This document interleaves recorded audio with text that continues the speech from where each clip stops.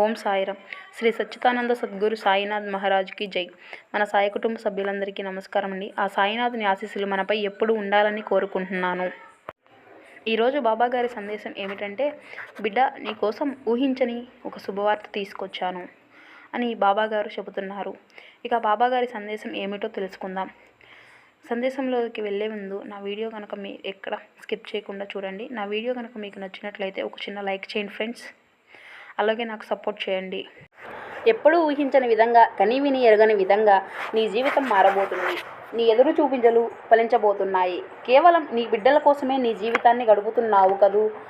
అన్ని బాధలు భరిస్తూ ఎవరికీ చెప్పుకోలేక, ఎవరికైనా చెబితే వారి వద్ద చులకనా భావం కలుగుతుంది అని భావనతో అన్నీ భరిస్తున్నావు. భారమైనటువంటి జీవితాన్ని గడుపుతున్నావు. బాబా అసలు ఈ జీవితమే నాకు వద్దు, సంతోషాలన్నిటినీ దూరం చేశావుగా, ఇక ఈ జీవితానికి అర్థం అనేది లేకుండా చేశావు, నన్ను ఒంటరిగా జీవించు అనే భావనతో కలిగేలా శపించావు. కేవలం నా బిడ్డల కోసమే ఈ జీవితాన్ని కొనసాగిస్తున్నాను. నాకు అసలు దేని మీద ఆశ అంటూ లేదు. వారి భవిష్యత్తును అయినా నా జీవితానికి కాకుండా వారికి అద్భుతమైన, అర్థవంతమైన, ఆనందమైన జీవితాన్ని ప్రసాదించు నాయన. పూర్వజన్మ పాపకర్మల మూలంగా నీవు ఈ జీవితంలో వీటిని అనుభవిస్తున్నావు. ఎన్నో రకాలుగా బాధని అనుభవిస్తున్నావు. ప్రతి క్షణం కుమిలిపోతున్నావు. నీవు దేనికి చింతించవద్దు. నీవు ఎక్కువగా ఆలోచించవద్దు. జరిగిపోయిన వాటి గురించి ఆలోచిస్తూ నిన్ను నీవు బాధ పెట్టుకోకు. జరిగింది అంతా ఒక పీడకలగా మర్చిపో. నీకు ఇంకా ముందు ముందు ఎన్నో మంచి రోజులు వస్తాయి, మర్చిపోకు. ఇంతటితోనే నీ జీవితం ముగిసిపోతుందని అనుకోకు. ఇది అంతా ఆలోచిస్తూ నీవు నిరాశ చెందకు. అదే ఆలోచనతో నీ సమయం వృధా చేసుకోకు. ఎవరి జీవితంలోనైనా కష్టాలు, కన్నీళ్లు శాశ్వతం కాదు.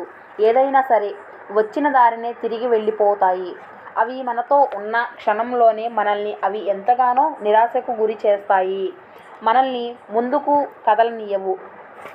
అవి కదలకుండా అవి అడ్డుతెరలుగా నిలబడుతూ ఉంటాయి. మరోవైపు చూస్తే నీవు ఎంతైతే భయాందోళన చెందుతావో అవి కూడా అదే విధంగా నిన్ను భయపెట్టేలా నీకు ఎదురు వస్తాయి.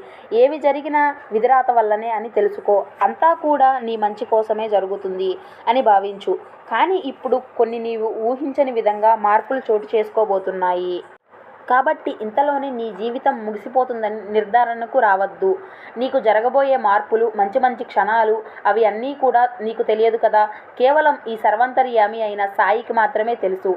అందుకే నిన్ను బాధకు గురి చేసేటటువంటి సంఘటనలు ఎన్ని జరిగినా వాటిని చూసి నీవు పారిపోకుండా, వాటి మాయలో పడకుండా ఆ సమయంలో అంతా నీవు నమ్మిన నీ సాయి మీద భారం పెట్టి ముందుకు సాగు. నా సన్నిధికి వచ్చి నా దర్శనం చేసుకో. ఆధ్యాత్మికంగా నిన్ను నీవు దృఢపరుచుకోవడానికి ప్రయత్నించు.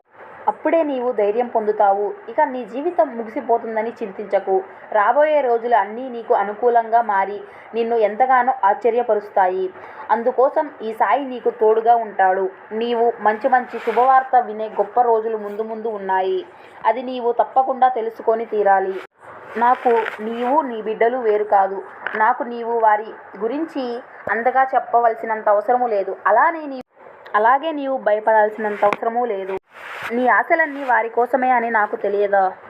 వారి జీవితం అంతా చదివినటువంటి సాయికి వారి భవిష్యత్తు గురించి నీవు నాకు గుర్తు చేస్తున్నావా? వారి గురించి నీవు ఎటువంటి బాధకు గురి కావాల్సినంత అవసరము లేదు. అలాగే అదే పనిగా నీవు ఆందోళన చెందకు. వారికి మంచి భవిష్యత్తు అందిస్తాను. అలాగే ఎప్పుడూ కూడా వారికి నా పూర్తి సహాయం అందిస్తాను. కానీ నీవు ఇప్పటి నుండే వారికి పూర్తి విలువలు తెలిసేలా పెంచాలి. నీవు వారికి ఆస్తులే ఇవ్వవలసినంత అవసరం అయితే లేదు. మంచి విలువలను తెలిసేలా చెయ్యి చాలు. మంచి సంస్కారం కలిగేలా వారికి తెలిసేలా చేయవలసిన బాధ్యత మాత్రం నీపైనే ఉంటుంది.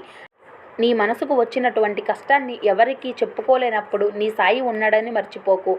నాకు చెప్పు, నేను అన్నీ ఉంటానుగా. వాటికి తప్పకుండా ఏదో ఒక పరిష్కారం చూపిస్తాను. దీనికోసం నీవు ఆరోగ్య సైతం పాడు చేసుకుంటున్నావు. సమయానికి తిండి, నిద్ర మర్చిపోకు. అలాగే నీ బిడ్డలకు కూడా అలవాటు మార్చు. అలాగే వారి జీవితాలను చూసి మురిసిపోయేటటువంటి సమయం రాబోతుంది. నీకు స్థిరంగా అన్నీ సమకూర్చేటటువంటి బాధ్యత నీ సాయిది. నన్ను నమ్ము. నా బాధ అంతా కేవలం నీ గురించే. నా మాటలు విన్నంతసేపు, సందేశం విన్నంత వరకు ధైర్యంగా ఉంటావు. తర్వాత యథావిధిగా మారుతావు. ఇక ఈ సాయికి ఒక మాట ఇస్తావా? ఇక ఎప్పుడు నీ కంట కన్నీరు వృధా చేయను అని చెప్పి ఈ క్షణమై మాట ఇవ్వు. నీ చెయ్యి పట్టుకొని నీ గమ్యానికి నిన్ను నేను చేరుస్తాను. నీవు సిద్ధంగా ఉండు. నీవు స్థిరంగా ఉంటే చాలు. నీ ఊహించని విధంగా నీ గమ్యానికి నీవు చేరుకునే విధంగా నేను చేస్తాను. నీవు చేసే పనిలో అశ్రద్ధ చూపకు. పనినే దైవంగా భావించి ముందుకు సాగు. నిత్యము భగవంతుని ఎదుట కన్నీరు కారుస్తున్నావు. నీవు ఎదురయ్యే సమస్యలు గుర్తు తెచ్చుకుంటూ ప్రతి నిత్యము విశ్రాంతి లేకుండా శ్రమిస్తున్నావు.